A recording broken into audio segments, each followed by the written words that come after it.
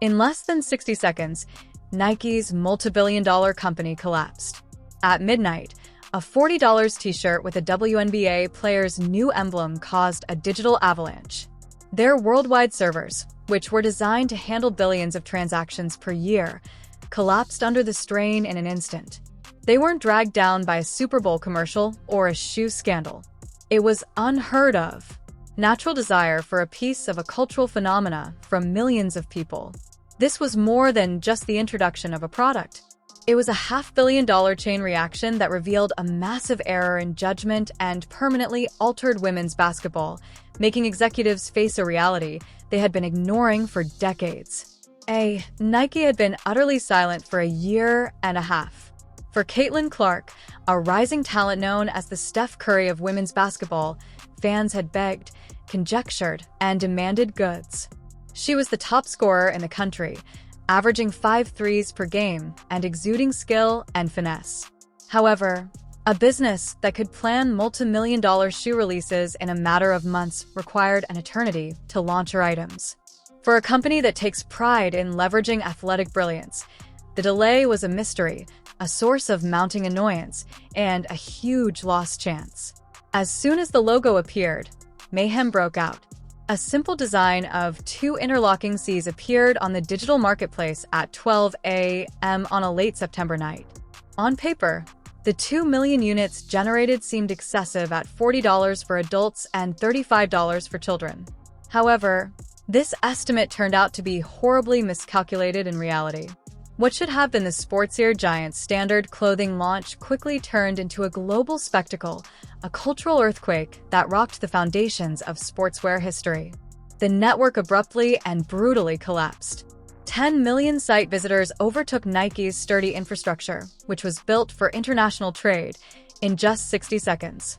Millions of excited fans were locked out when the system failed after processing an astounding 500,000 orders.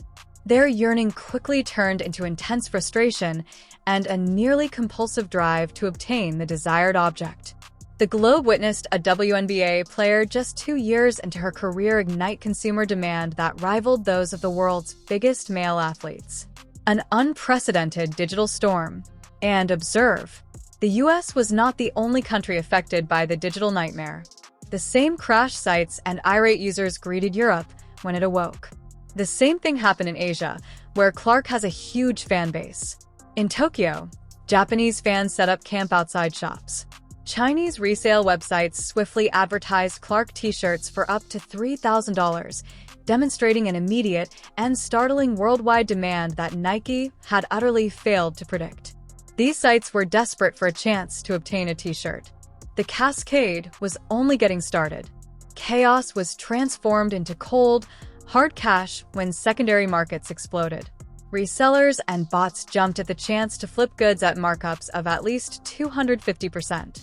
According to reports, one overnight billionaire made $50,000 from the single launch, highlighting the quick, enormous revenue gap caused by Nike's underestimate. Nike's shares surged 8% pre-market the next day, indicating that Wall Street had taken notice. There was more to this than just a shirt. It was about a brand new, indisputable economic power. Social media took off. Popular hashtags worldwide.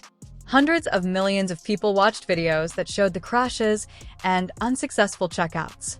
With Vogue and GQ contributing, the basic t-shirt went beyond sports to become a high-fashion item.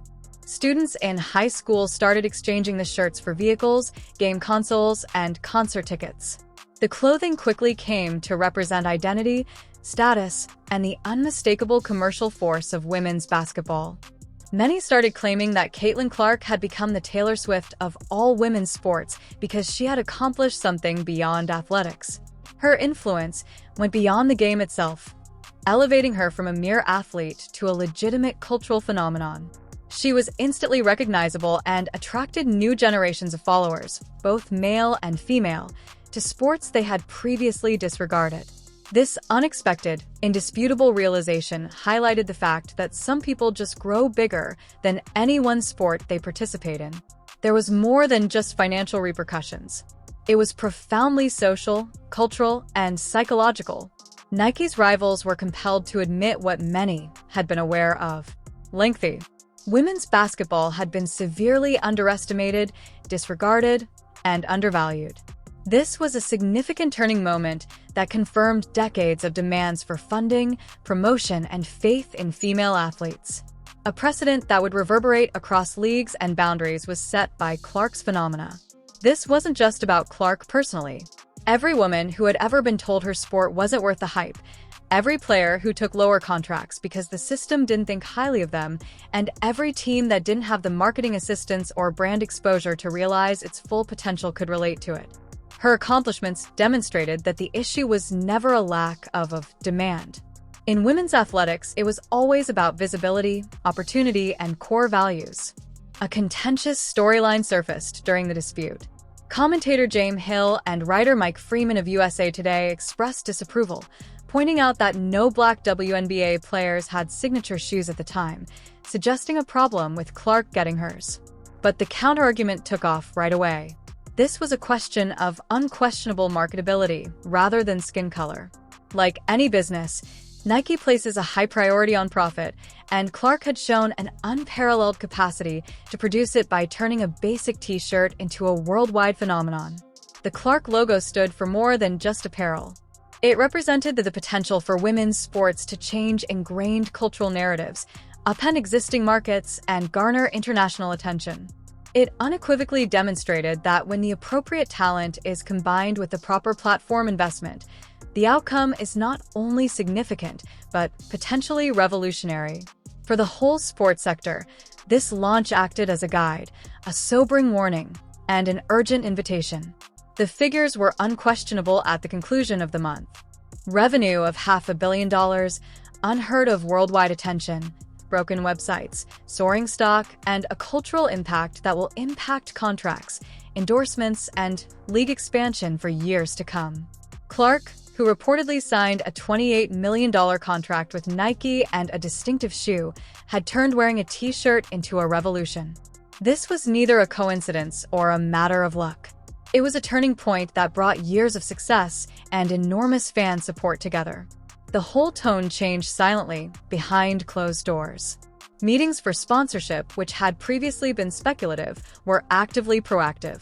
Companies who had before doubted women's basketball's capacity to sell goods were now anxiously wondering how quickly they could become involved. In talks, player representatives started bringing up Clark's figures as unquestionable proof that the barrier for female athletes had been artificially suppressed for many years. There was clear mispricing of the ecosystem. Highlight reels were no longer being examined by executives in charge of media rights. They were examining regional demand surges across continents, resale charts, and traffic graphs.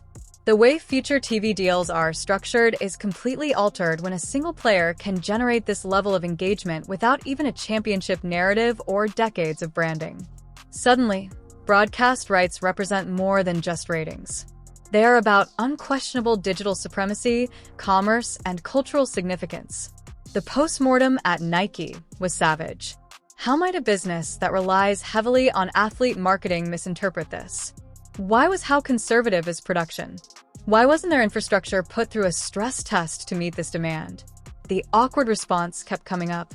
The basic presumption of success had never been applied to women's basketball before.